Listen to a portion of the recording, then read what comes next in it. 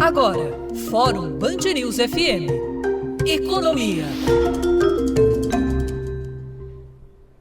Olá, a Band News FM completa hoje 15 anos e a gente celebra com ações inéditas. Você acompanha 4 fóruns com autoridades, empresários, economistas, médicos e especialistas para discutir a nossa economia, empresas e empregos, saúde, sociedade e comportamento durante a pandemia e no pós-pandemia.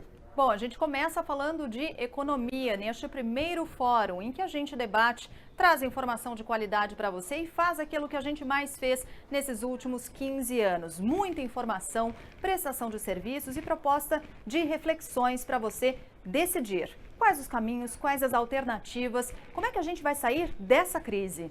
E para dar início a este fórum, apresento os nossos convidados. José Roberto Mendonça de Barros, ex-secretário de Política Econômica do Ministério da Fazenda e colunista da Band News FM. Zeina Latifi, consultora econômica, e Pedro Neri, consultor de economia do Congresso e colunista do Estadão. Estão todos liberados para um fazer pergunta para o outro. Os microfones estão abertos. Eu quero começar pela Zeina. Zeina, são tantas as perguntas, mas acho que o que todo mundo quer saber é como e quando sairemos dessa situação tão difícil. Bom dia para você. Bom dia a todos, minha saudação dos colegas, professor Mendonça de Barros, Pedro Neri. Olha, na verdade, essa pergunta a gente tem que dar um passo atrás e escutar mais a classe médica, que eu acho que está muito ausente desse debate. Nós temos visto ainda muitas dúvidas em relação à gestão da questão de saúde sanitária. É só olhar o que está acontecendo em São Paulo, que é o epicentro, e a gente vê decisões que se mostram, no mínimo, questionáveis, né? Uma delas voltou-se atrás, a questão do rodízio, agora a questão do feriadão, e no fundo, o que a gente percebe é uma falta de planejamento muito grande, uma falta de clareza do que deve ser feito. Nós estamos em isolamento social há 2 meses, e a gente não tem perspectiva do que vai acontecer. Faltam números, falta estratégia, falta discussão do que precisa ser feito. Tem lugares que tem pesquisas que mostram que um lockdown seria pouco efetivo nas camadas nos bairros mais populares, porque as pessoas não aderem, então talvez devesse pensar outras alternativas. Enfim, eu percebo que na questão da saúde, a gente está muito no escuro, nós fomos perdendo batalhas atrás de batalhas. Ficou muito claro que, apesar desse gigantismo estatal, nós não temos capacidade de produzir testes em massa, né? A incapacidade, né? As limitações do Estado, elas estão escancaradas. Como pode um Estado tão inchado a gente não ter capacidade de planejamento de fazer teste em massa, por exemplo? E aí a gente vai perdendo batalha atrás de batalha e, obviamente, que isso obscurece o cenário econômico. Para, eu não sei quanto tempo a gente vai ter de isolamento, como vai ser. Há especialistas na área da saúde que falam que uma segunda onda está contratada. Só não sabemos o tamanho dessa onda, talvez seja pequena, talvez não. Então, nossa, se na saúde a gente está no escuro, imagina na economia, a gente não sabe dizer nem quanto tempo de isolamento a gente vai ter. Nós sabemos que ainda tem mais pela frente, mas quanto? Né? E quando abrir, vai ser provavelmente vai flexibilizar o isolamento de uma forma suave, não vai ser da noite para o dia. E também, mesmo liberado o isolamento, até que a gente tenha de fato vacinação, que é uma coisa, né, de novo, a julgar pelo que os especialistas falam, seria algo como 1 ano e meio, né? A gente vai ter provavelmente muitas restrições à circulação, enfim, as pessoas muito receosas, afetando a atividade econômica. Então, a minha primeira fala é o seguinte: a gente está precisando de mais respostas da classe médica e maior capacidade do governo de articular as ações e a gente saber para onde vai na questão da saúde. Ontem o ex-presidente Lula reapareceu e disse que a pandemia tem um lado bom, que é a de deixar claro o quão importante é o papel do Estado nesses momentos. Que se deixe de lado a bobagem de você querer encontrar um lado positivo, né, numa pandemia que está matando tanta gente, querer puxar a brasa para a sardinha ideológica dele. A fala levanta uma questão importante: o quanto nessa recuperação caberá ao Estado e como é que a iniciativa privada pode fazer a sua parte para que o Brasil se recupere. Bom dia para você, Mendonça. Bom dia, Megali. Olha, há um consenso global que a primeira resposta à crise é uma expansão do gasto estatal, ainda que temporário, né? Especialmente no que tange à assistência médica, ao suporte aos mais pobres, e isso tenta-se fazer aqui no Brasil como está sendo feito no resto do mundo. Mas em reforço ao que a Zena colocou, eu queria também dizer que nós não conhecemos o que está se passando, porque ele é único, né? A única coisa semelhante, as coisas semelhantes ao que nós estamos passando são, temos de uma pandemia que é começo do século XX, e em termos de tamanho da crise, né? Alô? Pode falar, Mendonça. Desculpe, é que sumiu todo. Em termos de tamanho da crise, nós só temos paralelo o período da grande recessão com a Segunda Guerra Mundial. Então, eu acho que, antes de tudo, a gente tem que ter um pouco de humildade. Os dados são ruins, nós nunca passamos por isso, nós só sabemos que é muito grave, né? E, no que tange ao papel do Estado, ele, no primeiro momento, o que estamos fazendo é muito parecido com os outros. A eficiência desse gasto é uma outra questão.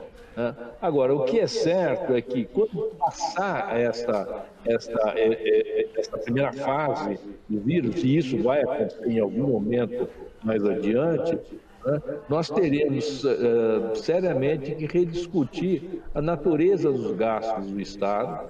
A Zena colocou adequadamente um Estado muito grande, mas não muito capaz de desempenhar o que dele se espera. Seguramente, despesas que visem reduzir a má distribuição de renda e melhorar o desempenho do setor de saúde e afins terão que crescer de tamanho. Em compensação, é evidente que o Estado empresário vai ter que diminuir bastante para poder dar conta dessas diversas coisas. A frase está muito batida, mas é verdade. Muitas coisas não serão mais como antes. E algo decisivo que nós temos que discutir está ligado ao Estado. Só mais uma observação. Um dos resultados mais evidentes dessa pandemia é aquele decorrente do seguinte fato. Nós, no começo do ano, antes de imaginar que o vírus estaria entre nós, estávamos começando a colecionar condições de crescer um pouquinho mais, tanto que se projetava 2% de crescimento. A pandemia e todas as coisas que estão sucedendo atropelaram isso, e nós temos que rediscutir como é que nós podemos voltar a crescer. Por quê? Porque os gastos explodiram, necessariamente, mas explodiram, e há uma rediscussão do papel do Estado que é necessário, e uma recessão que vai ser um monumento. Nós hoje na MB projetamos algo como menos 7,8%, menos 8% de crescimento, um número que facilmente pode ser até um pouco pior do que isso. O básico é que nós voltamos para trás obrigatoriamente na nossa condição de crescer. E a pergunta realmente que se segue, ao qual o tamanho do estrago, e vai ser enorme do que aconteceu, é como é que nós podemos nos reorganizar para voltar a crescer. É isso que o país precisa, né? Nós estaremos mais pobres, é seguro, mas como é que nós vamos nos reorganizar para voltar a crescer? Não é só apertar um botão e a hipótese que vai voltar à normalidade, passado o número de novos casos, voltar ao que era antes, não é verdade. O mundo já ficou diferente. Esse é o ponto, eu acho, maior do que nós temos que discutir, talvez começando aqui hoje.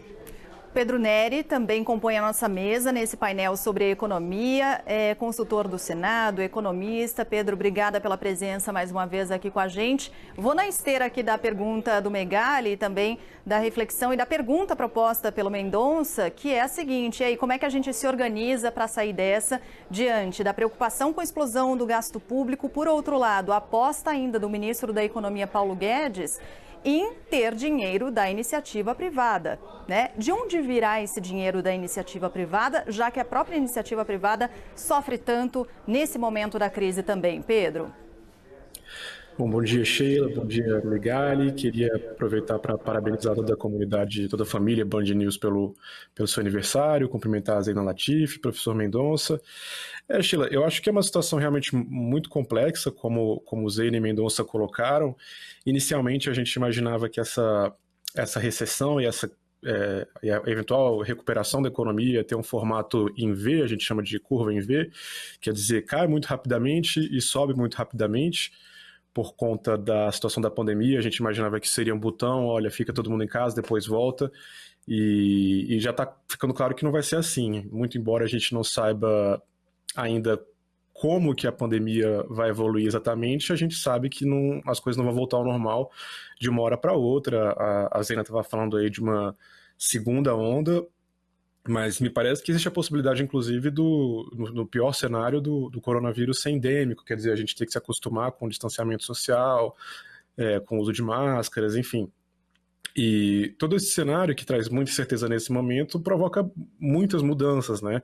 A gente pode estar falando de setores da economia que não vão mais existir como antes, por exemplo, bares, restaurantes, shows, enfim. Então, me parece que da mesma forma que você falou do novo normal, pode ser que esse novo normal exija muita mudança aqui em Brasília. Vamos lembrar, como a Zeina falou agora há pouco em estado inchado, o Mendonça falou no tamanho dos gastos. A gente tem um gasto público na União em despesas primárias da ordem de 1 trilhão e 450 bilhões de reais. E esse gasto, a princípio, não dá conta. Então, provavelmente, a gente vai ter que reformar muita coisa. Então, a gente está falando, se a gente quer proteger essa parcela da população que vai ficar muito tempo vulnerável, que hoje é beneficiário do auxílio emergencial, a gente vai ter que cortar em servidor público, a gente vai ter que rever renúncias tributárias, quer dizer, os incentivos fiscais, a gente vai ter que unificar programas sociais, eventualmente a gente vai ter que elevar a carga tributária e a gente vai querer fazer isso sobre a parcela da população que tem condição de pagar. Então eu acho que no pior cenário, no cenário de o coronavírus ficar muito tempo com a gente vai ter que eventualmente refundar o Estado brasileiro, as suas despesas, o seu financiamento, e tem muita conversa que a gente evitou ter ao longo do tempo. Em relação ao papel do Estado nessa recuperação, no sentido de um Estado empresário, um Estado investidor, esse diagnóstico, essa prescrição também são muito dependentes agora da trajetória do coronavírus. Eu acho que existe um argumento legítimo de que, como o setor privado vai sair muito machucado da crise e como o setor privado vai ter que lidar com tantas incertezas, que o Estado vai ter que intervir, vai ter que atuar não apenas privatizando, fazendo concessões, mas também, eventualmente, gastando mais em infraestrutura. Me parece que Europa, Estados Unidos vão por esse caminho, mas no Brasil a gente ainda tem um trauma muito grande do período passado, da chamada nova matriz econômica, das obras que não foram concluídas, dos estádios da Copa do Mundo, e um receio muito grande de que uma agenda de infraestrutura seja uma agenda de desperdício, uma agenda que não tenha resultado. Então, se a gente for por esse caminho de gastar mais com infraestrutura, com mobilidade urbana, com habitação, que ao fim e ao cabo também são programas que vão ser necessários se a gente tiver que viver com maior distanciamento por mais tempo, que a gente possa fazer então um programa de infraestrutura com melhor governança, com indicadores de resultado mais claros, e não aquela festa que foi nos anos recentes e que deixou um resultado, enfim, ínfimo para a economia e uma conta muito pegada para todos nós. Eu quero saber dos três, como é que entra Paulo Guedes nessa equação? Porque mesmo os mais ferrenhos Chicago Boys dos Estados Unidos, lá atrás, nas grandes crises, tiveram que engolir alguma intervenção estatal como aquela que salvou a indústria automotiva norte-americana. Paulo Guedes se mostra mais arredio, né? Parece que tem alergia da ação do Estado, é como ele é. Paulo Guedes se torna obsoleto nesse momento? Começando por você, Zeina. Não, eu não vejo dessa forma. Eu acho que o Brasil falha miseravelmente na sua ação estatal. Se a gente repetir a dose, apenas aumentar a dose do que a gente tem feito, aí nós vamos estar comprometendo ainda mais o nosso crescimento econômico. Se hoje a gente não tem a capacidade de ação de outros países, é porque justamente nós não fizemos a lição de casa na questão fiscal. Eu acho que a agenda liberal, ela é viva, né?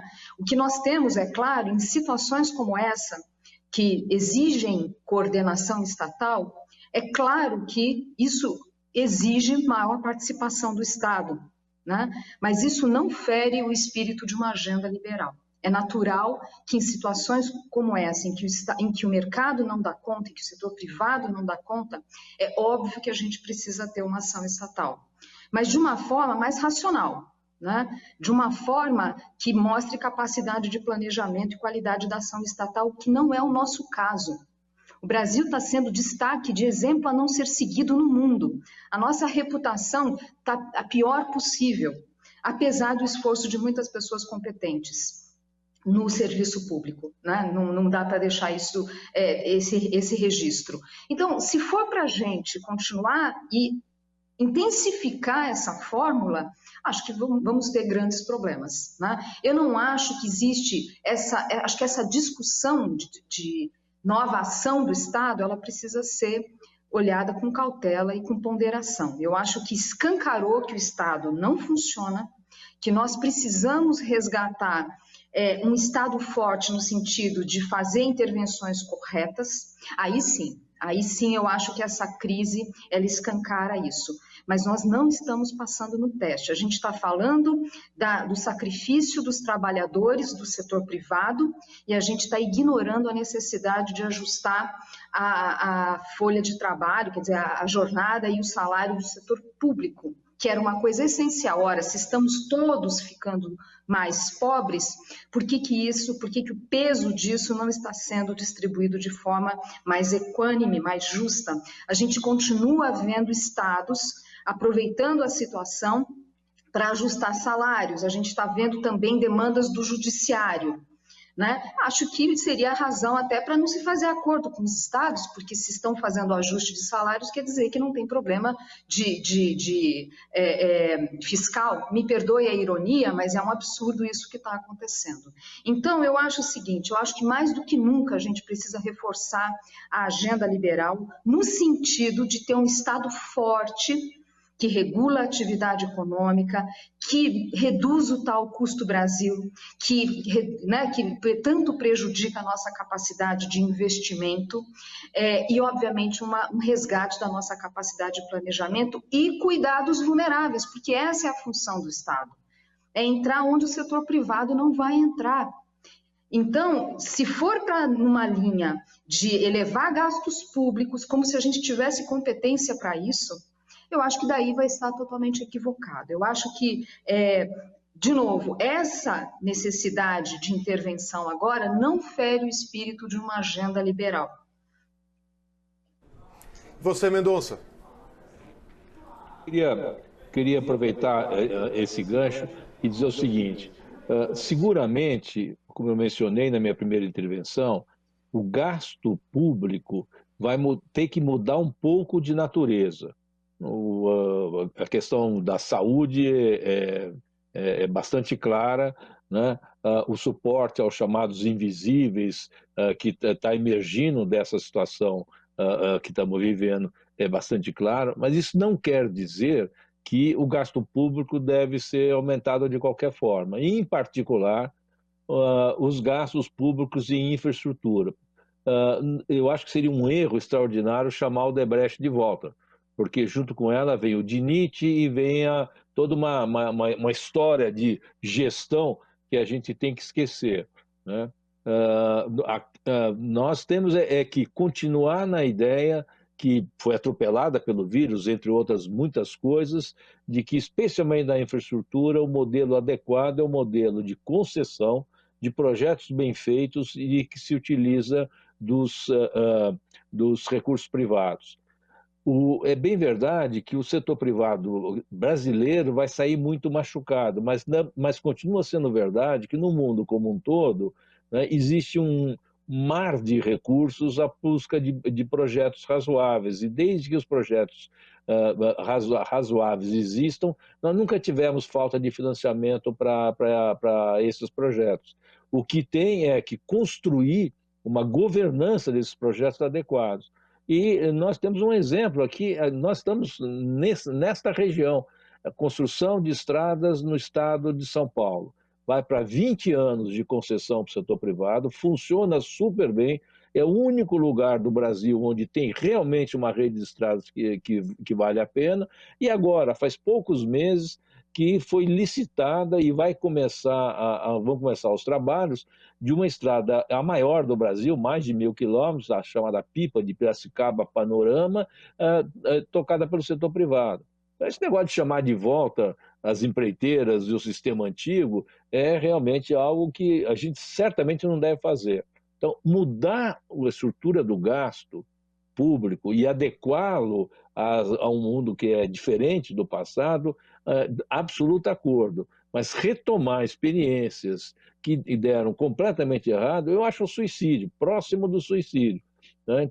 Isso eu acho que é a coisa mais relevante. A questão do modelo liberal do Paulo Guedes depende do que nós estamos falando, né? De uma coisa radical, à la Chicago dos anos 80, evidentemente está totalmente fora das possibilidades, né? Por outro lado, você ter mais respeito às condições de mercado, mais liberdade e o Estado investir muito mais na sua capacidade de regulação, deixando o setor privado fazer a produção básica de bens e serviços, isso me parece desde sempre continuar adequado. Agora, também a proposta que foi feita pela equipe econômica no passado tem que ser repensada, porque o mundo ficou diferente. Ela, evidentemente, e a gente tem que voltar a pensar como é que nós reconstruímos as condições de crescimento. Pedro Nery, são duas grandes crises do liberalismo. A primeira gerada lá no core do bicho, que é Wall Street, e a segunda trazida de carona por um vírus. Como é que fica a agenda liberal a partir de agora? Eu acho que continua havendo espaço para a agenda do ministro Paulo Guedes, e eu acho que tem uma distinção que é interessante da gente fazer. Nem toda agenda liberal não provoca aumento de déficit ou de dívida, né? Porque muito frequentemente a agenda liberal está preocupada com redução de impostos. Então, vejo que o ministro Paulo Guedes voltou a falar, por exemplo, da desoneração da folha de pagamento, que é uma agenda que é cara a ele desde 2018. Então, a gente está falando de acabar, pelo menos temporariamente, com as contribuições sobre a folha de pagamento, que consomem boa parte do salário dos trabalhadores, para estimular emprego formal. Essa é uma agenda que tem mérito, mas ela é uma agenda liberal, porque a gente está falando de pagar menos tributos para estimular a atividade econômica, notadamente o emprego com carteira assinada, mas essa é uma agenda também de elevação de déficit primário, de elevação de dívida pública, porque isso custa muito, né? No governo federal, na União, o tributo que mais arrecada é a contribuição para o INSS, fazendo a ressalva aí se a gente dividir imposto de renda pessoa física com imposto de renda pessoa jurídica, separar esses dois, o que mais vai arrecadar é a contribuição para o INSS, que o ministro Paulo Guedes reiteradamente dá sinais de que quer mudar na sua reforma tributária. Isso tem uma lógica, né, de reduzir o preço, o custo do trabalho, sem prejudicar o trabalhador, mas ao contrário, para aumentar o emprego com carteira e aumentar o salário. Então, acho que quando a gente fala nessa questão de agenda liberal, tem essas nuances, sabe, Megali? Tem coisa que, na verdade, aumenta o déficit, nem tudo é para reduzir déficit, só muda, eu acho que, o lado da moeda que a gente está olhando. Então, eu acho que ainda existe espaço. Eu acho que o que mais tem prejudicado, talvez, a atuação do ministro são frequentemente grandes números que ele externa, que passam a ser vistos cada vez com mais desconfiança. Vou trazer 40 milhões de testes da Inglaterra, vamos gerar 10, 20 milhões de empregos em 3 anos mudando a folha de pagamento. Então, acho que tudo isso precisa ser acompanhado de dados, de cálculos, de estimativas, para que o fiador da política econômica, e que em determinados momentos é o próprio fiador do atual governo, não seja desgastado desnecessariamente, porque eu acho que ainda existe uma agenda aí, apesar da situação ter mudado completamente. Eu acho que ainda existe espaço para essa agenda de efetividade, de eficiência que o ministro persegue. Como é que Paulo Guedes falou? Com 2, 3 bilhões a gente mata esse vírus? Isso. Era bom se fosse assim, né? Queria ouvir os três, começando novamente pela Zena, sobre pontualmente o auxílio emergencial, né? Esses R$600 de benefício para milhões de brasileiros. Primeiro, se essa foi uma decisão acertada ou não. Bom, e também se é possível estender esse benefício, porque a gente já está entrando agora com todos os problemas que houve nesse meio tempo para o pagamento dessas parcelas, mas a gente entra agora no calendário do pagamento da segunda parcela. Serão 3 parcelas. Até aqui o governo descarta a possibilidade de ampliar esse auxílio emergencial. Como é que fica depois disso? É possível ampliar? Isso é suficiente? Como garantir renda para esses milhões de brasileiros depois desse período? Porque a gente sabe, a gente está falando aqui também sobre emprego, né? Sobre a degradação dos postos de trabalho. Como é que fica vencido esse prazo aí, esse período desses 3 meses dessa renda, Zeina? Bom, então vamos lá. A decisão foi acertada, quer dizer, entender que o Brasil é um país com as suas peculiaridades e que a gente tem na nossa força de trabalho 40% ali, um pouco mais até, de pessoas que são informais. É claro que ter uma política direcionada a este grupo era a decisão correta, né? Foi uma medida na direção correta. No entanto, uma coisa é o enunciado ser correto, a intenção ser correta, outra coisa é você desenhar a política pública. Aí eu acho que teve problema. Eu acho que, primeiro, a definição do valor de R$600, baseado em que estudo? Não vi estudo sobre isso, né? A gente sabe que para algumas pessoas esse valor significa um aumento significativo da sua renda. Foi de fato olhada a questão da subsistência, porque é da subsistência que a gente está falando aqui, não de compensar a renda. Será que faz sentido o valor ser igual, independentemente do tamanho, da quantidade de filhos? Será que faz sentido o Bolsa Família receber o mesmo valor? Será que não tinha que ter feito uma escadinha? Não sei. Pedro Nery é o craque em políticas públicas, não é a minha praia. Eu estou aqui levantando perguntas que eu acho que a gente precisa discutir, principalmente porque teremos provavelmente um cenário de extensão. Então, precisa calibrar melhor esse programa, porque nós não temos condição de dar continuidade a ele nesses valores, nesses moldes. O custo é gigantesco e você tem um problema de focalização aqui. Saiu recentemente essa notícia, 73 mil militares que tiveram acesso ao programa, vão devolver o recurso, enfim. Mas mostra que tem algo, é um erro tão grosseiro que mostra que tem problemas ali. As informações que são pedidas, por autodeclaração, me parecem insuficientes para você, de fato, focalizar.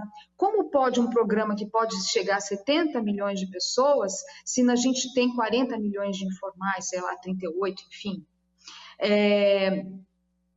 Tem problema de desenho, né? Tem problema de desenho. A gente vê ali aí no anedotal pessoas que não deveriam estar recebendo e estão. Então tem alguma coisa muito grave, jovem neném, enfim, não sei, precisava realmente fazer um esforço. Se a intenção, e talvez se isso se torne inevitável, aliás eu acho que é inevitável, enfim, estender o programa, é necessário a calibragem desse programa. Não dá para ser este valor, não dá para ser assim para todo mundo, vamos ter que repensar esse programa. Porque, de novo, o custo fiscal a gente não consegue, se tivéssemos feito a lição de casa no fiscal completamente, até poderíamos pensar. Não é o caso, não fizemos a lição de casa. Então, temos restrições e tem um problema, como eu disse, de focalização. Queria passar para o Pedro, já que a Zeina falou que o Pedro sabe tudo, é o mestre, manja tudo de política pública. Ganhou amanhã, né, Pedro? Começa por aí, com a Zeina falando isso, né? Ganhei a quarentena, né? Ganhou a quarentena. Queria te ouvir também sobre isso. Eu queria agradecer a Zeina, então, pelas palavras gentis. Olha, eu acho que ele vai ser necessário estender ele, muito provavelmente porque a situação de isolamento não vai ser revertida rapidamente, e eu acho que os problemas que a Zeina diagnosticou existem, afinal foi um programa que foi feito de uma hora para outra. A Zeina falou de gente que recebia e não devia estar recebendo, mas tem a situação, inclusive, contrária, de gente que precisa e não conseguiu receber. A princípio são casos mais isolados, mas para a pessoa que está precisando faz toda a diferença. Tem o caso, por exemplo, o benefício generoso com as mães solteiras, para não ter prejuízo para a família que não tem um pai, por exemplo, e tem os relatos na imprensa de mães que, quando foram recebia o benefício, que seria nesse caso de R$ 1.200, ele já havia sido sacado, porque o sistema permitiu que o pai se cadastrasse o nome dos filhos e sacasse o benefício. Então, uma falha. A mãe que deveria ter sido priorizada acabou ficando a ver navios, mas me parece que é natural num programa que teve que ser concebido de uma hora para outra, e essas falhas devem ser corrigidas ao longo do tempo. O caso dos militares é inaceitável, né? No mínimo, mostra que alguma base de dados que deveria ser batida com outra para negar esses benefícios, né, acabou não acontecendo. A Zena falou uma questão muito interessante que eu queria também reforçar e chamar a atenção, que é como esse valor, como os moldes do auxílio emergencial são muito mais generosos do que o do principal programa de assistência social que a gente tinha antes, que era o Bolsa Família. O que, por um lado, é bom para as famílias beneficiárias, por outro, provoca muitas reflexões sobre como que a gente vai voltar depois a esse normal. Vamos lembrar que os valores do Bolsa Família são bem baixinhos, né? Então, para ter acesso a R$ 89,00, a família tem que estar vivendo com menos de R$ 89,00 por pessoa. Se houver crianças, esse limite é estendido, então pode entrar no programa quem ganha menos de 178 por pessoa, para receber 41 por criança, no máximo de 5 crianças. Aí vem o auxílio emergencial, que é um benefício de R$ 600 para uma parcela da população maior.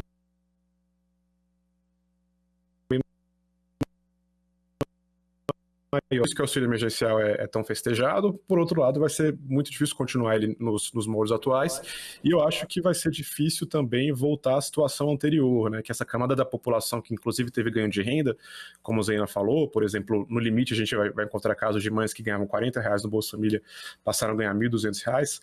Eu acho que vai haver uma pressão para que o programa para que o Bolsa Família seja reformulado, para que algo mais generoso do que o Bolsa Família anterior seja concebido, ainda que a gente não consiga pagar R$ 600 para boa parte da população, e também não seja necessário, à medida que o isolamento vá se desfazendo e esses trabalhadores possam voltar à atividade. Mas, sem dúvida, é um desafio, e eu acrescento aí outro: a gente vai ter que rever o próprio seguro-desemprego, eventualmente, porque pode ter ocupações que vão ser afetadas de forma mais estrutural, né? O garçom,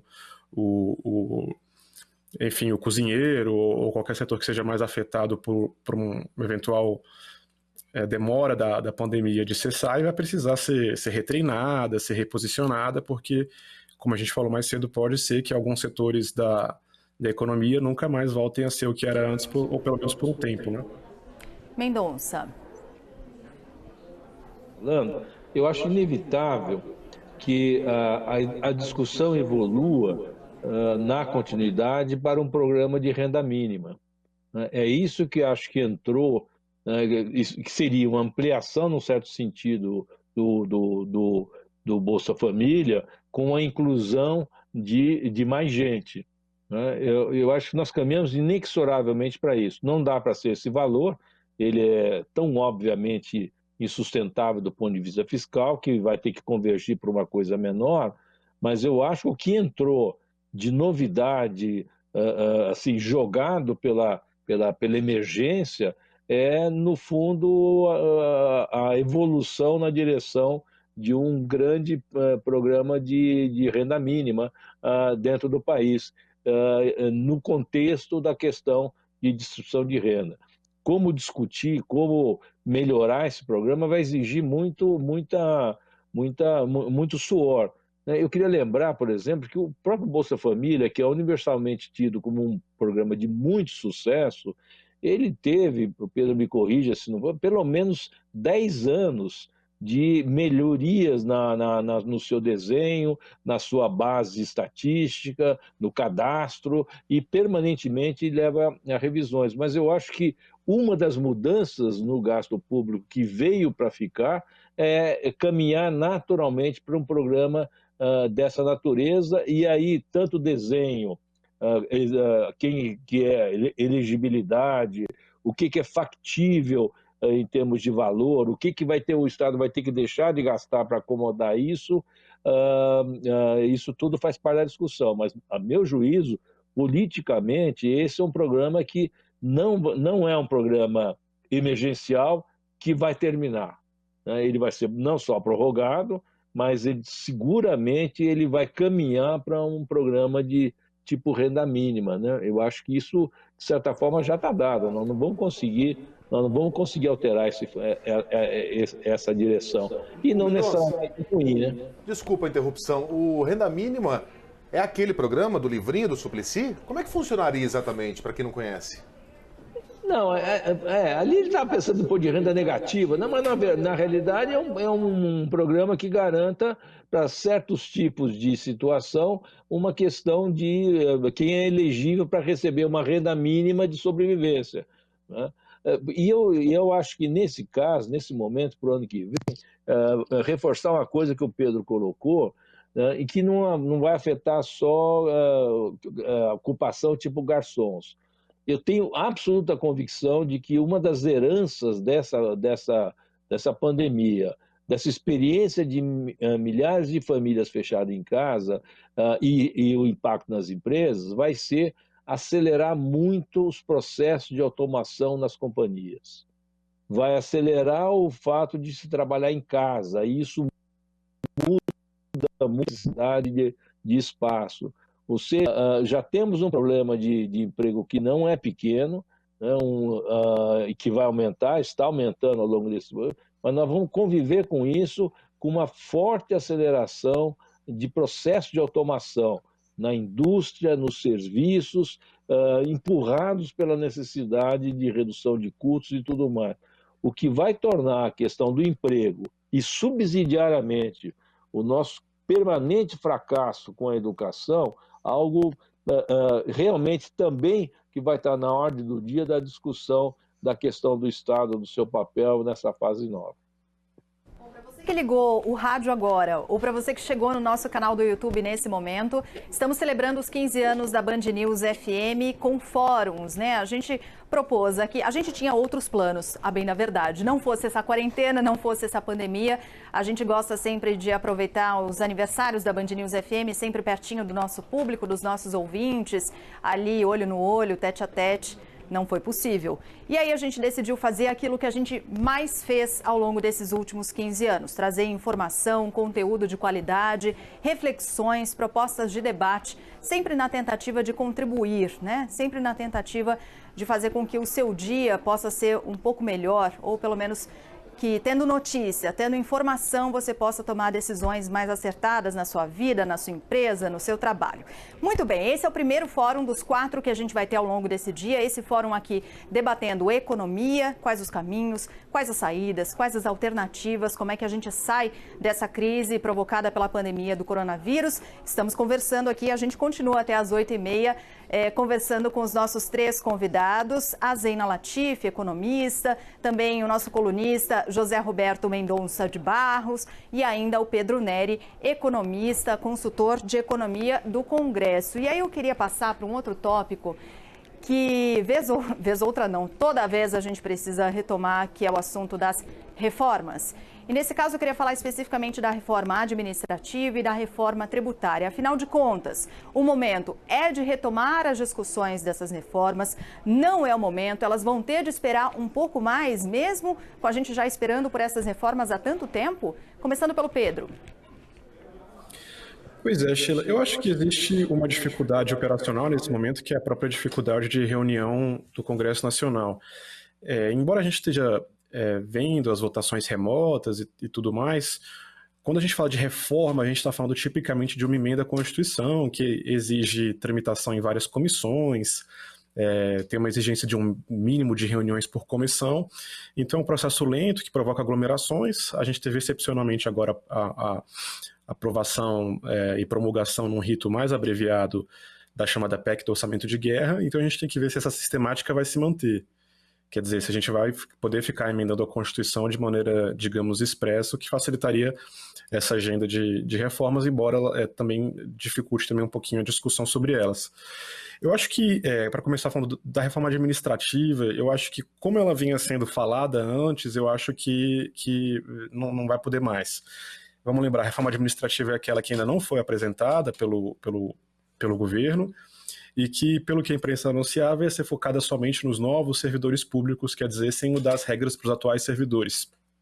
O problema é que isso, embora facilite politicamente a aprovação, tem um impacto fiscal bem menor em curto prazo. Eu acho que, dada a magnitude de arcar com as sequelas da crise, a gente estava falando agora de um programa novo de renda mínima, que o Mendonça falou, por exemplo, vai ser difícil, eu acho, a gente fazer uma reforma administrativa sem afetar os atuais servidores, ou, como a Zeina falou mais cedo, sem que os servidores sejam afetados pelo esforço mais geral da sociedade de arcar com essa crise. Então, eu acho que a reforma administrativa tem que ser repensada para poder afetar a atual geração de funcionários públicos, e ela pode incluir algo que a gente já pincelou aqui mais cedo, que antes não estava nessa discussão de reforma administrativa, que é a necessidade de reduzir salários e jornada de servidores públicos a depender da carreira, para ajudar aí nesse ajuste.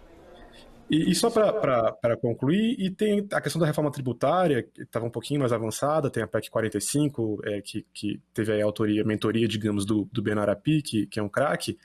A gente está vendo de novo agora o governo vir com outra proposta, a questão da desoneração da folha de pagamento, que o ministro Paulo Guedes anunciou, e a gente teve inclusive o secretário Mansueto falando agora em tributação de transações eletrônicas ou de serviços digitais. Então, me parece que o governo pode vir com alguma proposta nova de reforma tributária para endereçar também essa questão de emprego que a gente estava falando. A gente falou, olha, emprego custa caro no Brasil, muita gente desempregada, muito informal, piora com a crise, o governo quer desonerar, mas tem que arranjar alguma fonte para repor essa receita. Então, eu acho que só discutir a tributação do consumo, como era a PEC 45, aquela coisa do imposto do imposto sobre bens e serviços, com alíquotas únicas, enfim, parece que só aquilo não vai ser mais suficiente ou não é mais só o interesse do governo. Vamos ver como é que isso fica.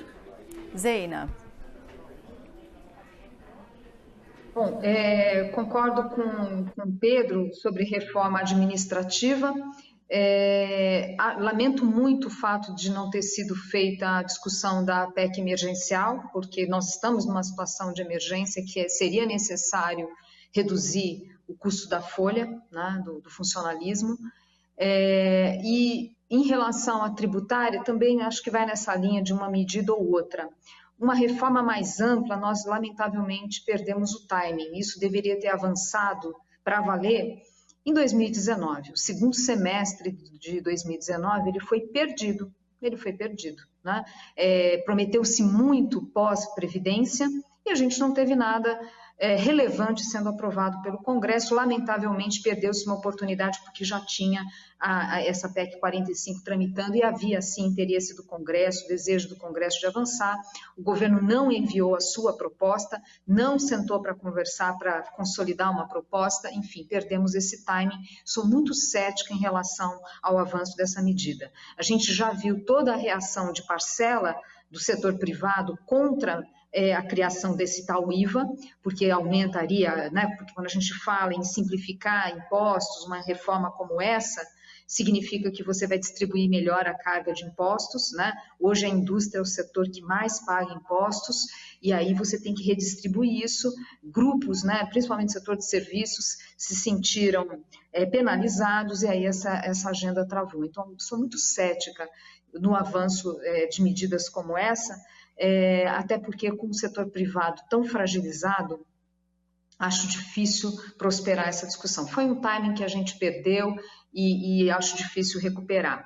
Agora, essas reformas, na linha da reforma administrativa, para reforçar o ajuste fiscal, elas se tornaram ainda mais urgentes. Esse é o ponto. Se a gente está falando que nós vamos ter déficits públicos muito mais elevados, uma dívida pública saindo do controle, com todas as consequências disso, não automático, não para já, não imediato, mas as consequências disso ao longo do tempo, na inflação, na taxa de juros, é claro que você precisaria avançar com reformas, porque daí, né, os agentes econômicos, enfim, vão olhar e falar, olha, tudo bem, o rombo é elevado, a dívida pública é crescente, mas existe a perspectiva de, lá na frente, estabilizar. E isso é essencial, sem querer abusar no economês, mas isso é essencial para a gente ter esses juros do Banco Central baixos como estão agora. Foi o que a gente viu ali no governo Temer. O rombo era enorme, a dívida pública só crescia. Opa, mas tem aqui uma agenda fiscal, tem a regra do teto, vai ter a previdência. Você mostra que o país tem uma agenda de ajuste fiscal de longo prazo. e isso é um ingrediente essencial para a gente garantir esses juros baixos que a gente tem hoje, a manutenção desses juros baixos. Então, essas agendas, elas se tornaram muito importantes. Não vejo boas intenções, vejo ambição do Paulo Guedes, diria até também vejo lideranças na Câmara, Rodrigo Maia, enfim, interessados em destravar essas agendas, mas eu não vejo uma disposição do governo de uma forma geral. Não vejo como um governo reformista. Então, na minha visão, reformas como essa e outras tantas que a gente precisa, vai ser necessário muito debate e muita pressão, quer dizer, demandas do setor privado para que isso seja feito, né? Ajudar ali a convencer, né, a classe política da necessidade dessas reformas. Tem um papel importante de escancarar os números, de mostrar a fragilidade das nossas contas públicas. Isso é importante. Desculpa me estender, mas assim, isso para mim ficou muito claro no governo Temer. A reforma da Previdência era um tema, inclusive com muita divisão entre os economistas. Muitos diziam que não deveria fazer, que não era necessário, que era uma visão equivocada, mas que prevaleceu essa avaliação no Brasil por muitos anos. E a classe política, obviamente, se apoiava em visões desse tipo para negar uma reforma da Previdência, né? O que aconteceu no governo Temer é que os números foram escancarados, né? A gente teve muito mais transparência em relação à necessidade de reformas e a classe política, né, entrou nesse debate. E a gente teve essa aprovação, né, que foi ali todo o trabalho de diálogo ao longo do governo Temer, isso se estendendo no governo Bolsonaro. Então, esse papel, né, de mostrar os dados, de analisar, de mostrar quão é importante essa reforma do Estado, para que ele tenha uma ação mais eficaz, é reforma do Estado. Essa agenda o Brasil precisa aprovar. Ela precisa avançar. E, de novo, vejo um governo com dificuldades, mas eu acho que a dureza dos números, a difícil situação econômica, eu acho que isso pode ajudar a avançar um pouquinho. Para você, as reformas. Olha, eu começar pela tributária, que me parece, num certo sentido, a mais necessária e a mais difícil, né?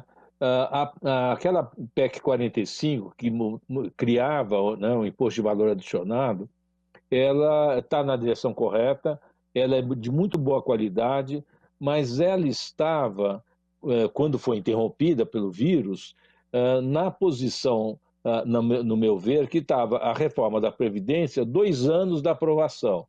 Era muito necessária, mas estava longe do mínimo consenso para virar uma reforma que pudesse ser aprovada. Como a Zena colocou, o pessoal de serviços era contra, muita gente era contra sem saber se ia ou não pagar mais, por exemplo, o pessoal da construção civil. O fato é que estava no meio dessa discussão, né? E essa discussão aí foi travada, né?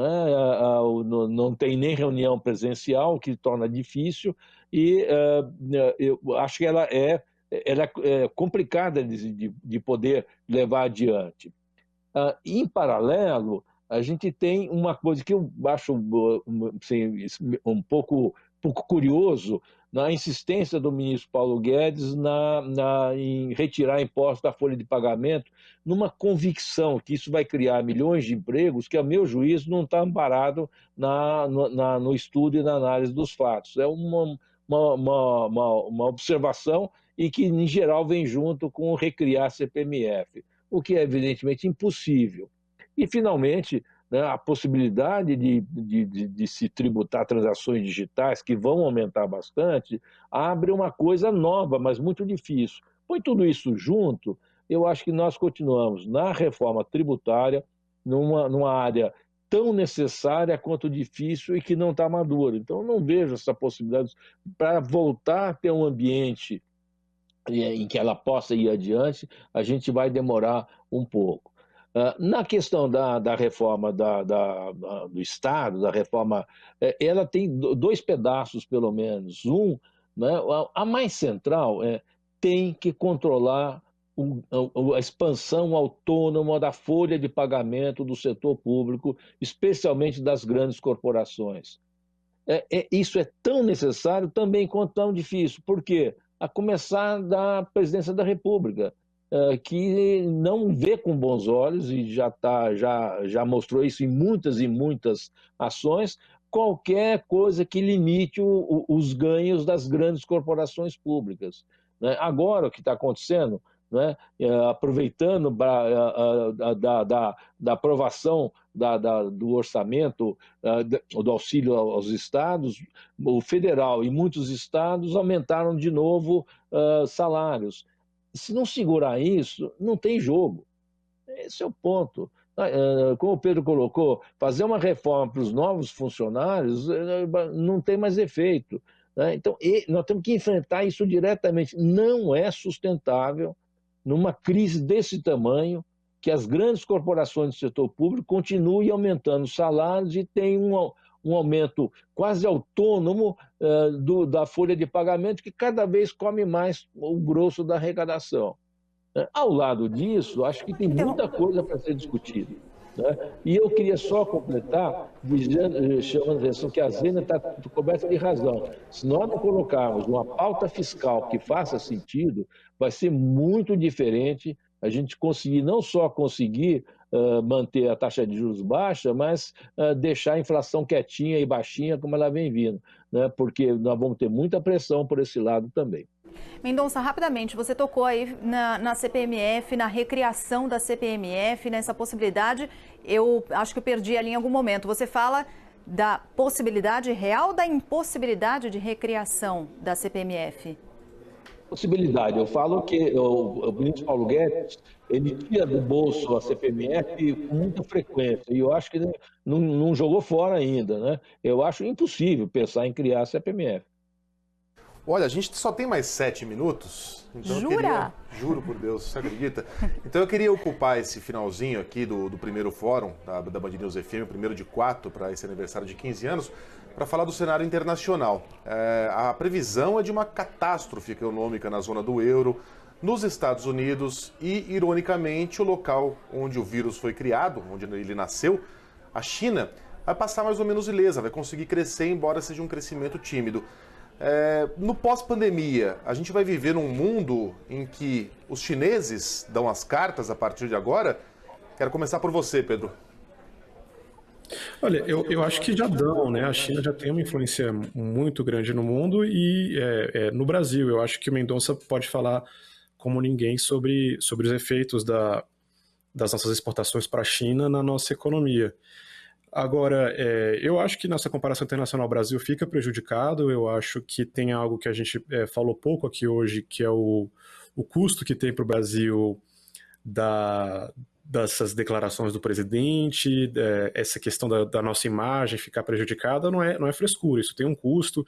A gente vai vendo aí a própria depreciação do real, que tem caído mais do que qualquer outra moeda no mundo. Então, eu acho que a gente tem que começar a falar também de certa forma, de um custo Bolsonaro em relação a essa gerência da pandemia. Isso não é um problema só, como se já fosse pouco, né? Não é só um problema de saúde pública e das mortes, é um problema que afeta a própria imagem que o investidor internacional tem do nosso país e, portanto, pode afetar a recuperação da economia. De fato, o cenário internacional é muito incerto, a gente já era um ano complicado, um pouquinho mais difícil por conta das eleições presidenciais nos Estados Unidos, que traz aí mais incerteza em relação ao comércio internacional, já que a gente tem um presidente nos Estados Unidos, o Trump, que gosta dessa questão que ele chama de guerra comercial com a China. Agora, em relação à China, está crescendo, e eu acho que, de novo, o Mendonça pode falar melhor. Tem que sempre ter aquela desconfiança com esses dados, né? Então eu acho que a situação é um pouco pior. Eu acho que o mundo todo numa recessão, dificuldade grande de crescer, e não me parece que nenhum país vai se livrar tão fácil dessa situação triste que a gente está vivendo hoje. E fica para o Brasil um mundo que quem segura as rédeas é a China, Mendonça. Primeiro, eu não acho que a China está saindo ganhando. Eu acho que é uma situação que todo mundo está perdendo. Porque se na projeção do fundo ela vai crescer 1 e pouco, mas ela vem de 6, né? Então, ela está deixando de crescer 5 pontos de percentagem, como a maior parte dos países do mundo. Todo mundo vai perder. Esse é o ponto básico. Segundo, né, tanto quanto aqui, na economia global, nós temos 2 efeitos. Né? Nós temos a chamada parada súbita, que produz essa cavalar recessão, né? E a dirigente máxima do FMI já avisou que na próxima projeção deles vai ser pior do que a última, e a última dizia que a economia global ia cair 3%, então vai ser ainda pior. Mas, além disso, e é isso que a gente tem que olhar, né, a própria globalização, o desmonte parcial das cadeias produtivas, é uma pergunta se isto vai ou não acontecer, se um cenário tipo Guerra Fria vai prevalecer. E isso que é uma coisa importante. Para nós, né, eu acho que a lição que fica é que é indispensável que nós consigamos continuar na situação que a gente tinha antes, que é de vender um pouco de tudo para todo mundo, e em particular com a China no que tange ao agronegócio. Olha, não é trivial de que praticamente o único setor que vai atravessar essa crise crescendo é o agronegócio, porque aumenta a produtividade e a capacidade de vender lá fora. Né? Então, isso mostra a relevância do que nós estamos falando e a absoluta temeridade do Itamaraty e afins de darem pancadinhas em cima da China, que eu acho uma coisa, um custo enorme que não deveria ter acontecido, né? Mas eu vejo que nós também vamos passar por um período muito difícil na discussão lá fora, e o que é fundamental para o Brasil é continuar a ser uma espécie de globetrotter. Nós temos que nos relacionar bem com todo mundo para poder conviver da melhor forma possível, também nesse mundo novo internacional, que ninguém sabe bem como vai ficar, mas onde aparentemente aquela intensidade da globalização vai se reduzir um pouco. A Zeina vai responder agora, mas eu queria acrescentar para a Zeina, nesse cenário internacional, um aspecto levantado pelo Pedro que é super importante, que é essa coisa do ambiente político e da interferência do ambiente político no nosso cenário econômico e de como a gente vai sair dessa. Também queria te ouvir isso, se falta um agente apaziguador, digamos assim, um agente que garanta segurança para esse investidor internacional. Zeina. Bom, em relação ao cenário global, eu só acrescentaria o seguinte: a gente tem perspectivas muito negativas ali, muito preocupantes para o mundo, porque a gente está falando de uma recessão severa, de cadeias globais sendo rompidas, de políticas protecionistas explodindo, de organismos multilaterais desacreditados, que têm fracassado também na sua missão, e um clima de uma nova guerra fria entre Estados Unidos e China, que não é uma questão do Trump, é uma questão de Estado. Mesmo que o Trump não se reeleja, ainda que isso possa facilitar um pouco o diálogo com a China, a gente está falando de uma agenda de um país, né? E a China é colocada hoje como inimigo. Então, esse clima, esse ambiente todo internacional, ele preocupa, ele compromete agendas de abertura comercial, ele compromete um dinamismo do comércio mundial, que mesmo a economia brasileira não sendo uma economia muito aberta, o comércio mundial nos impacta sim, impacta decisões de investimento no Brasil, impacta o interesse por países emergentes e, obviamente, a própria balança comercial. Então, eu vejo com muita preocupação. Ainda de quebra, esse clima todo no mundo, obviamente, torna também a geopolítica mais arriscada. Países mais fechados, eles tendem a gerar mais conflitos. Então, eu vejo com muita preocupação esse novo mundo ali que nos espera. O que reforça a necessidade do Brasil fazer a lição de casa, porque a gente não vai ter ajuda, ainda que tenha localizadamente a questão da agropecuária, enfim, mas não é isso que vai puxar o PIB do Brasil para valer. O Brasil precisa fazer lições de casa para conseguir, enfim, ter ganhos de produtividade, enfim, porque lá fora os ventos não vão ser a favor. E aí entra a questão política, porque primeiro que a questão, esses ruídos todos na política tiram o foco do país daquilo que é realmente necessário. Aqui eu olho, inclusive pela própria imprensa, se me permitem, às vezes a gente fica tanto tempo vendo ali debates sobre a questão política e a gente não está vendo discussão da área de saúde, nem da economia como deveria. Né? Não estou falando como uma crítica generalizada, mas acho que esse é um ponto importante. A gente está se perdendo, de uma forma geral, em debates, não que eles não devam ser feitos, eles devem ser feitos, mas não podem concorrer com a discussão da questão da saúde e a questão da economia. E vejo também nesse governo confuso, que perde o foco, os riscos que estão vindo do lado do Congresso. A gente tem ali centenas e centenas de propostas de reformas ou de medidas para agora para o período de calamidade pública, que sabe lá Deus quanto tempo vai durar, que são agendas extremamente nocivas para a economia. Podem até ser bem intencionadas, mas falta técnica, falta conhecimento de país. E são medidas que vão ser tiro no pé, vão ser contraproducentes. Você sair taxando os setores sem fazer estudo, sem entender o que está acontecendo, suspender pagamento de dívidas, suspender pagamento de contas de consumo, são coisas que podem parecer bonitinhas agora, mas tem um custo para a economia enorme lá na frente. Quem vai investir num país que tem desse tipo de discussão? A gente está gastando energia, com um problema tão sério que tem no país hoje, a gente está gastando energia em discussões que não deveriam ser relevantes, né? E esse risco desse problema, que já era um problema antigo de falta de coordenação do governo, quer dizer, falta de articulação, a gente vendo aí pautas muito preocupantes no Congresso. Bem, a gente poderia ficar aqui até mais ou menos meio-dia.